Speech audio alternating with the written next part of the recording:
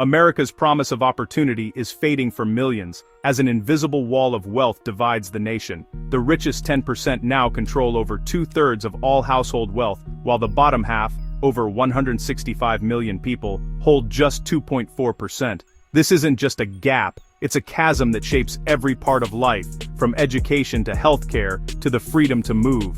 The system rewards those with assets, stocks, property, while wage earners face rising costs and shrinking prospects. For many, even a simple family road trip is now a luxury, always postponed, never realized. The divide is not accidental. It's the result of decades of policy choices that favor the wealthy. The consequences are felt in everyday decisions: fixing the car, or saving for a vacation, paying rent, or buying groceries. The American landscape, once a symbol of shared possibility, is now a backdrop for deepening inequality. Some can explore it freely. Others are trapped behind economic barriers, wondering if they'll ever see what lies beyond. The dream of movement and discovery is slipping out of reach for the many, while the few move ever further ahead. The story of America is becoming one of opportunity lost, not found.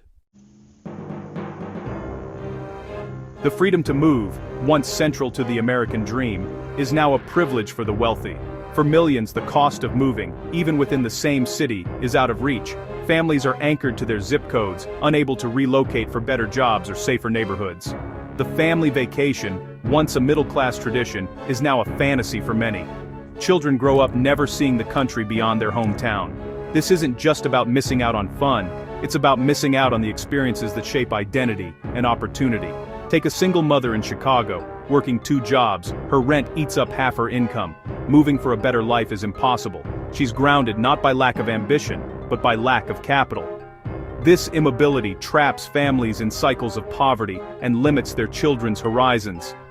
Meanwhile, the wealthy travel freely, building networks and opportunities that reinforce their advantages. For them, the world is open. For others, it's closing in. The inability to move or travel deepens inequality, making the American dream ever more elusive. The divide isn't just about money, it's about the freedom to shape your own future. Wealth inequality is grounding America's promise. America's tax code is designed to favor the wealthy, taxing wages more heavily than investment income. A nurse pays a higher tax rate on her salary than a hedge fund manager pays on capital gains. The rich use loopholes, borrowing against assets, passing on untaxed wealth, to grow fortunes tax-free. Corporate tax breaks enrich shareholders, not workers. Homeowners get deductions, renters get nothing. The system helps the wealthy build generational wealth, while wage earners struggle to get ahead. For most families, it feels like running a race with weights on their ankles. The rules aren't broken, they're built this way. The dream of saving for a home or a vacation is undermined by a tax system rigged for the rich. The rich get richer because the game is designed for them to win. For everyone else, the finish line keeps moving further away. Wealth inequality in America is inseparable from its history of racial injustice. White households hold 86% of the nation's wealth. Black and Hispanic households each hold just 2%. The typical white family has 6 times the wealth of a typical Black or Hispanic family. Home ownership is the main driver. The median homeowner's wealth is nearly $400,000. For renters, just $11,000. Discriminatory policies like redlining have blocked non-white families from building assets for generations. Tax breaks for capital gains and mortgage interest overwhelmingly benefit white households, amplifying the gap. The result: families of color are less able to weather emergencies, help their children, or afford travel. The freedom to move and explore is a form of wealth, one denied to entire communities, perpetuating disadvantage. America's founders feared the rise of an aristocracy of wealth, knowing it could undermine democracy. Early policies aimed to spread property and prevent dynastic fortunes. Laws abolished primogeniture and encouraged dividing estates, while thinkers like Paine proposed taxing inheritances. They saw extreme wealth as a threat to liberty, not a sign of success. Today their fears are realized. Wealth and political power are concentrated in the hands of a few.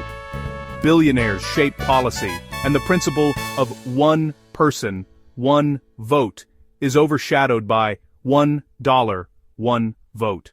The Republic's foundations are at risk as we forget the founders' warnings. Consider two families, the Millers, who own a home, and the Garcias, who rent. The Millers' mortgage builds equity and stability. Their home's value grows, creating a financial foundation. They can borrow against their home, plan for college, or take a vacation. The Garcias pay rent that vanishes each month, building no wealth. Their rent rises, eating up more of their income, making it impossible to save for a down payment. The median renter's wealth is just $11,400, compared to nearly $400,000 for homeowners. This trap is hardest on families of color, who are more likely to rent due to historic discrimination. Even high-earning renters have less wealth than low-income homeowners. The Millers can afford to travel and weather setbacks. For the Garcias, a vacation is unthinkable. Any unexpected expense can trigger crisis. The difference isn't just in assets, it's in freedom, security, and opportunity. The cycle of renting keeps families on a knife's edge, robbing them of the joys others take for granted. Wealth inequality isn't just about money, it's about the ability to live fully. The wealth gap isn't inevitable, it's the result of choices, and it can be closed by new ones. A federal renter's tax credit could help millions, putting money back in the hands of those who need it most. This simple policy would provide direct relief to low and middle-income renters, helping them pay rent, save, or invest in their future. One proposal could help over 15 million families, especially Black and Hispanic renters who've been left behind. For many, it could mean the difference between eviction and stability, or finally saving for a home. The credit would target those most affected by inequality, helping to close both economic and racial wealth gaps. It's about more than bills. It's about restoring the American promise of opportunity and movement. With this support, families could save, invest in education, and finally explore the country they call home. The road to a fairer future is open, if we choose to take it. The American dream can belong to everyone, not just the privileged few.